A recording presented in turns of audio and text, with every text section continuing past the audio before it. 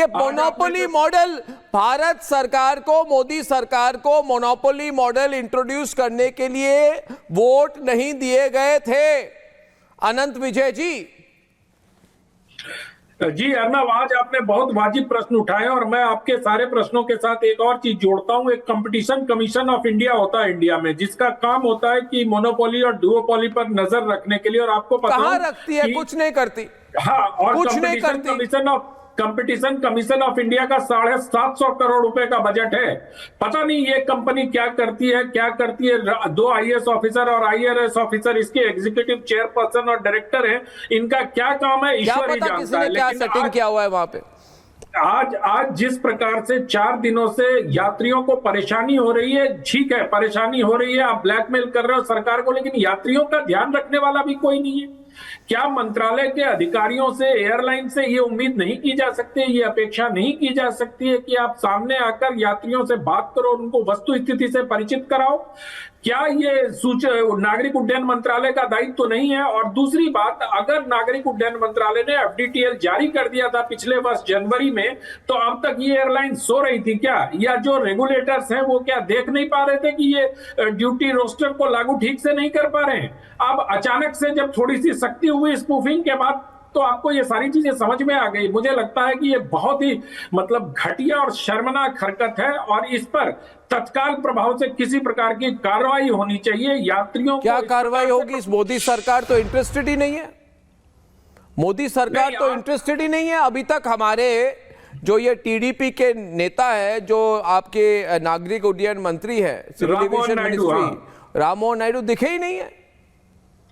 नहीं, आज बताया गया अर्नब जी की सरकार बिजी है पुतिन के साथ। बात की है, गृह मंत्री जी ने उनसे बात की और उसके बाद कोई रास्ता निकालने की बात की है। तो क्या रास्ता निकलेगा? अभी 3 दिन से ये ड्रामा चल रहा है। 3 दिनों तक कहां थे मंत्री महोदय? अरे कांग्रेस के टाइम में ऐसा होता था, कांग्रेस के टाइम में ऐसा होता था और अर्नब गोस्वामी सवाल उठाता था कि आप टेकन फॉर ग्रांटेड अप्रोच ले रहे लोगों के साथ, यानी कि हल्के में लोगों को लेना, हल्के में पब्लिक को लेना, एवरीवन ऑन स्क्रीन। अब तो मोदी सरकार में भी वही हो रहा है कि आम आदमी को हल्के में ले, थोड़ी परेशानी हो जाए। बड़े बड़े कंपनियों को तो कोई परेशानी नहीं होनी चाहिए। टाटा समूह, एयर इंडिया हो, इंडिगो एयरलाइंस हो, राहुल भाटिया जी हो जो उसके मालिक हैं, इनको परेशानी नहीं होनी चाहिए। एरो सिटी में जाइए, पता नहीं किनके होटल से इन पे रेड लगनी चाहिए ED और IT की। 70,000 80,000 में रूम बेच रहे हैं। और अगर इंडिगो नहीं चल रही है तो स्पाइस जेट वाले अपना बढ़ा रहे हैं। दिल्ली से रांची आपको कम ज्यादा पैसे लगेंगे, दिल्ली से पेरिस या दिल्ली से न्यूयॉर्क कम लगेगा। इसको कहते हैं ब्लैकमेल वाली कॉर्पोरेट ब्लैकमेल आम आदमियों पर हो रहा है।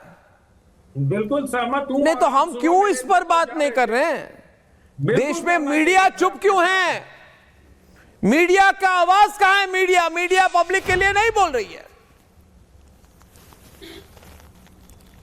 नहीं, बिल्कुल मुझे लगता है कि सबको मिलजुल कर इसकी आवाज उठानी चाहिए, क्योंकि जिस प्रकार से परेशानी हो रही है उसमें सबको मिलजुल कर परेशानी के विपक्ष के भी कोई कुछ नहीं बोल रहा ना। मुझे तो ये परेशानी है कि एक व्यक्ति संसद में आया, एक सवाल पूछा, क्या इस प्रकार का कोई आंदोलन क्या विपक्ष ने भी खड़ा किया है क्या?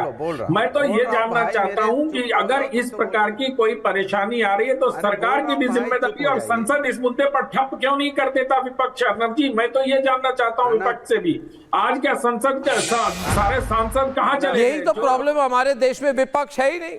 हाँ जी, अनुराग भदौरिया। अनब देखिए आज अनब पता नहीं क्यों मैंने 2 बार आंख मली ऐसे करके, फिर मैंने रिपब्लिक देखा, फिर मैंने आंख मली, मैंने कहा क्या अर्नब तो पहले जैसे दिखाई दे रहा है। आंख मलने की बात ना अर्नब जैसी बात। सरकार से सवाल पूछा आपने, डट के पूछा। मैं आपको बधाई देता हूं कि आपने सरकार से पहले जैसे अर्नब की तरह पूछा। कहां है सरकार? बिल्कुल सही, कहां है सरकार? 3 दिनों से लोग परेशान है और सरकार सोई हुई है। क्या सरकार की जिम्मेदारी नहीं बनती? इतने सालों से यहाँ पे इंडिगो की मोनोपोली चलती चली जा रही, 64% आपने इंडिगो वहाँ पे मोनोपोली करके बैठा है। जब 18,000 20,000 की यहाँ टिकट आ रही है तो क्या सरकार को पहले नहीं जगना चाहिए था? सरकार कब जगती पता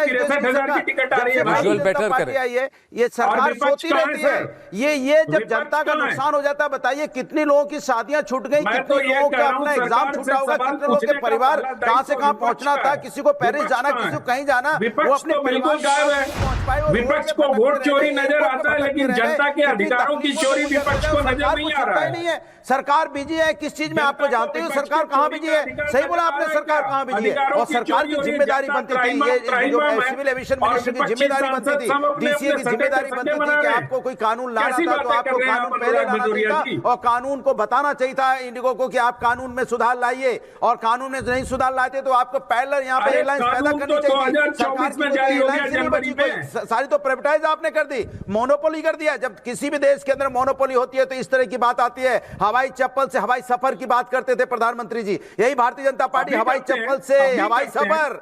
आप तो क्या मकान बेच के भी नहीं आप टिकट ले पाओगे? अरे 60,000 में 1 लाख में तो मकान पे सवाल खड़ा नहीं होता अनुराग जी। मकान बेच के प्रधानमंत्री ने चप्पल वालों को हवाई जहाज पे चढ़ा दिया, मकान बेचेगा तो जाके दिन चलेगा जब हालत आपने कर दी है। और उसके बाद एक मिनट आप बोल रहे हैं वो चप्पल पहन के चढ़ गए।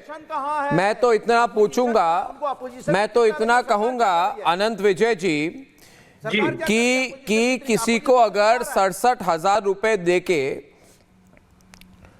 दिल्ली से चेन्नई जाने की जरूरत हो खरीद लेगा तो वो चप्पल भी बेचने पड़ेंगे। इतने में मकान खरीद लेगा ना, चप्पल में बेचने पड़ेंगे। ये हालत कर दी है आज मोदी सरकार जी ने। ये क्या हो रहा है? हर्षवर्धन त्रिपाठी जी को अकाउंटेबिलिटी नहीं है लोगों को। दिल्ली से पटना 40-50 हजार रुपए देके लोग जाएंगे, दिल्ली से कोलकाता 50,000 रुपए। मोदी सरकार इस पर कुछ करती क्यों नहीं है? क्या विफल हो चुकी है मोदी सरकार? मोदी सरकार पता है ना कब करती है? मोदी सरकार कब करती पता आपको? मोदी सरकार करती है जब किसानों की मौत हो जाती तो किसान का बिल वापस लिया जाता है। आधी रात को नोटबंदी कर जाती है तो फिर लोगों की मौतें होती हैं। लॉकडाउन लग जाता है अचानक, फिर लोग हर्षवर्धन जी होते हैं। इसी से एयरलाइंस बंद हो जाती है। जी बहुत गंभीर मुद्दे पर अनुराग भदौरिया कुछ भी हो जो वॉट अबाउटरी होती है उसको कर रहे हैं। ये इतना हल्का मुद्दा नहीं है अनुराग जी कि आज भी आप वही सब करें, आज उसको छोड़ सकते हैं। हल्का मुद्दा नहीं, देश भर के हवाई अड्डों पर लोग जिस तरह से परेशान हैं, जिस तरह की स्थितियां हैं, उसमें सरकार की जवाबदेही तय करने के लिए अगर अर्नब गोस्वामी शो कर रहे हैं और उसमें हम सब बात कर रहे हैं तो आज आपको इस तरह की हरकतें नहीं करनी चाहिए, इससे बचना चाहिए। नंबर 1। नंबर 2, ये सबसे पहले ये इंडिगो के एमडी को जो क्रिमिनल नेग्लिजेंस है उसके लिए जवाबदेह क्यों नहीं ठहराया जा रहा? सबसे बड़ा सवाल ये। इंडिगो एयरलाइंस पर हम सब यात्रा करते हैं, बड़ी शानदार एयरलाइंस हुआ करती है, उसमें ऑन टाइम परफॉर्मेंस बहुत अच्छी है, इस वजह से उसका हर सेक्टर में बढ़ता गया, उसकी मोनोपोली बढ़ती गई। लेकिन आज जो पिछले 4 दिनों से हो रहा है उसमें ये क्रिमिनल नेग्लिजेंस है, और क्रिमिनल नेग्लिजेंस इसलिए है क्योंकि ढेर सारे लोग देश के अलग अलग सरकार जो काम कर रही है वो ठीक नहीं है, देश के साथ कोई जनता के साथ जा रहा है, किसी को कोई दूसरी इमरजेंसी है, और जनता के सामने आके बोलना चाहिए कि मुझसे गलती हुई है। हम कानून बनाए तो कानून का इम्प्लीमेंट मैं मानता हूं, कानून बनाना चाहिए, लेकिन कानून बनाने के पहले आपको लगता है कि इसका सिर्फ तमाशा होना चाहिए, को दिक्कत ना हो। तमाशे से भदौरिया काम नहीं चलेगा, इसको गंभीरता से बात करनी पड़ेगी। आप अपनी बात जब रख रहे थे तो आप वोट अबाउटरी कर रहे थे, और जब मैं कहने लगा तो आप तो बीच में बोलना है, जो विदेश में नौकरी कर रहे हैं, और इसीलिए आपकी क्रेडिबिलिटी खो रही है, जो लोकतंत्र के लिए खतरा है। अगर विपक्ष की क्रेडिबिलिटी कम होती है तो ये डेमोक्रेसी के लिए खतरा होता है।